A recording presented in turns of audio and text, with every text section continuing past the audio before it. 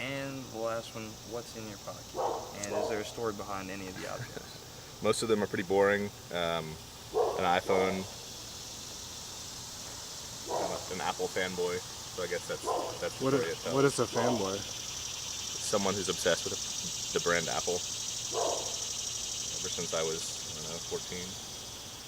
Oh, you are an Apple fanboy. I am an Apple fanboy, I got so you. it's appropriate that I have an iPhone. And if you guys would switch places, I just want to share that you are not the biggest giant in the world. He's actually much taller than I am. Buck is obviously a tall guy, and we can give him a power shot. My wallet. There's nothing interesting in my wallet. $1. I think I have $1, so that's kind of interesting. Well, you're gonna get lunch today for all of us. Keys to my car.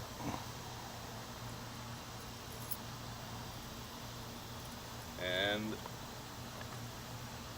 my little pocket, I've got lots of coins. Story behind any of it? And a guitar pick, which I haven't really practiced Really the guitar in like 2 or 3 weeks, so the fact that I have a pick in my pocket at all times is sort of ironic. How long have you played guitar for? Maybe 3 years. Okay. Yeah. It's got the grip. Yeah, this is a. Most guitar picks are like 25 cents. This one was 75 cents, and it's made in Japan. It's a pick boy. And I actually got it because on this side it has the textured grip, and I was trying to imitate the sound of the Edge playing guitar, and he plays with not this brand of pick even, but with a textured pick, and you strum on that side, and it adds some extra harmonic, upper level harmonics to each pick attack right when you first strike the string. Do you think you're in the ballpark of the Edge? No, I'm not a very good guitarist, but he's pretty idiosyncratic as a guitarist. A lot of what he does focuses on rhythmic delays tied in with the riffs he's playing. So a lot of times the actual riffs aren't that hard to play from a fingering standpoint, but it's just really hard to get it to flow into the music well. Awesome. I like that approach to instruments. Well, let's flow into the day. There's a cool church with I used to go to that church too. Yeah, my mom used to. Well, she was Catholic, but she doesn't claim that anymore. What religion? Are you religious? I wouldn't say so.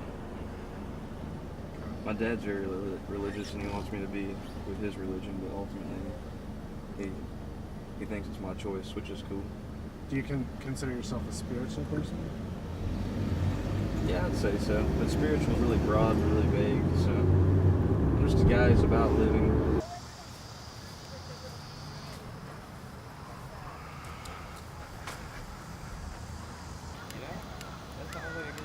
And the best part, it's free. I see the sign. It's awesome. Wait, so what made you decide to do it for free? Just for the fun of it? Yeah. I mean, I don't do yoga for money. I make money off it, but it's more for what I get out of it personally. Yeah. Which should work out with most jobs, but that's not the world we live in. So That's right. I feel really happy to do that. So, and I live right behind that house, so You I get just up in walk the morning. over and do it. So it's cool, and everybody's coming, so it's fun. Yeah, that sounds cool.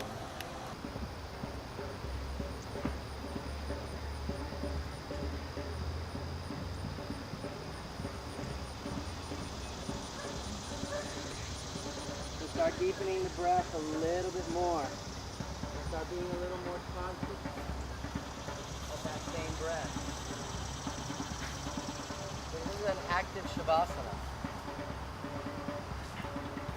Mindfully active. Active with the breath.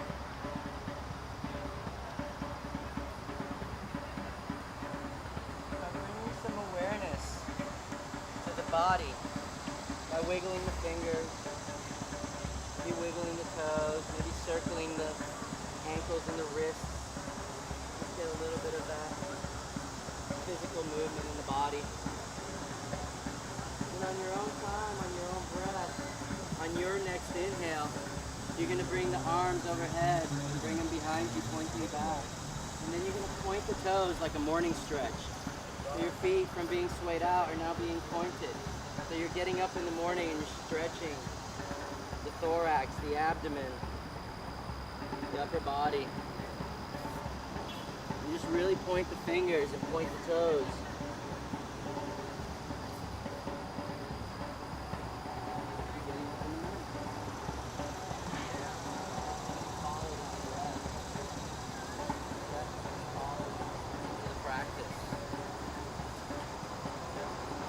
Pull on your feet, point your fingers.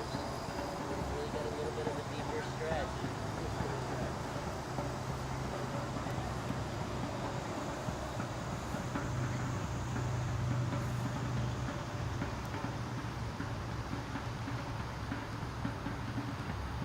And the next inhale, you can start bringing the knees to the chest, maybe one at a time or both at a time, and follow with the arms coming in and hug your knees in.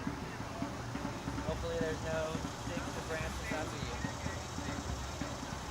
And while you're here, maybe give yourself a little sacral massage. So track the back by maybe going side to side in circles. But mindfully keep the feet flexed. So bring those toes towards you. This is going to activate the energy from the feet all the way up.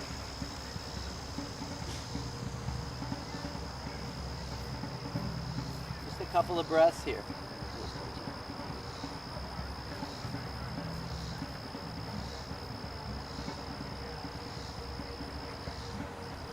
With your knees to the chest, you're going to take an inhale and bring those arms behind you again. And on your own time, you're going to roll over either to the right or the left side, whatever feels comfortable. And hold for one breath here. So keep the feet flexed, keep the ankles stacked. This is also going to help you when we're doing twists in this manner.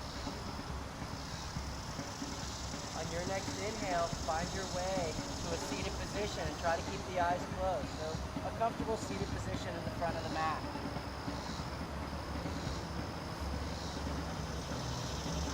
Hands can be on the knees or hands can be on the heart. Whatever feels more comfortable. Do a couple more deep breaths here.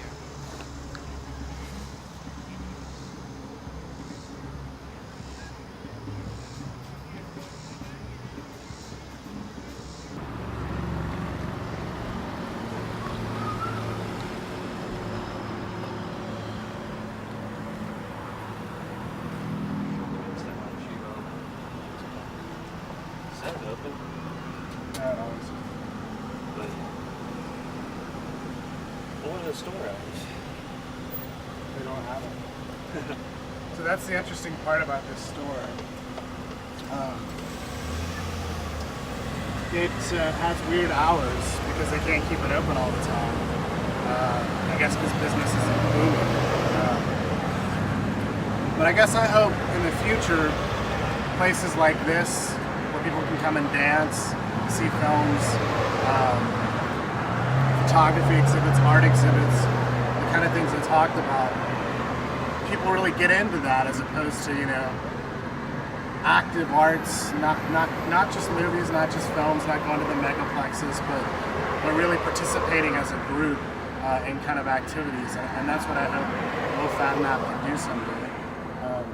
And I hope the film The Bridge can raise some awareness about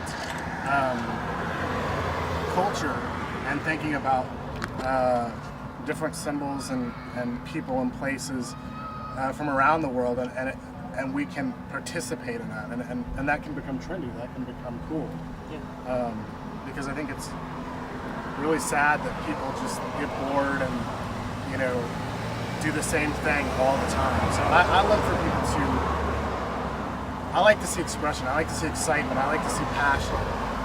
And I often see that when I see something new.